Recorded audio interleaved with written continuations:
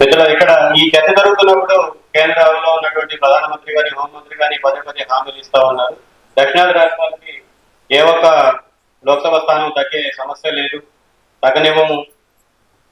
వాళ్ళకి ఏదైతే పార్లమెంట్ లో నిష్పత్తి ఇప్పుడు దాకా ఉందో పార్లమెంట్ లోక్సభ స్థానాలలో ఆ నిష్పత్తి యథాతథంగా కొనసాగుతూ ఉంటుంది అని చెప్పి వాళ్ళు భరోసా ఇస్తున్నారు.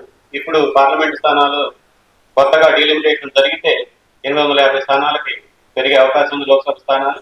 దానికి తగ్గట్టుగానే పెద్ద బిల్డింగ్ కూడా కట్టారు. ఇప్పుడు ఉన్నటువంటి 543 లోక్సభ స్థానాలకి బదులుగా రేపు 850 మందిని ఎన్నుకోవాల్సినటువంటి పరిస్థితి వస్తుంది. దీంతో భాగంగా దక్షిణ రాష్ట్రాల్లో కూడా సీట్లు పెరుగుతాయి కదా అనేది ప్రభుత్వం చెప్తున్నటువంటి వివరణ. ఉదాహరణకి ఇప్పుడు ఉత్తరప్రదేశ్ లో 50 స్థానాలు ఉన్నాయి, 50% చొప్పున పెరుగుతాయి అని చెప్పి లెక్కేసుకుంటే వాళ్ళు 120 స్థానాలకి వెళ్తారు లోక్సభలో.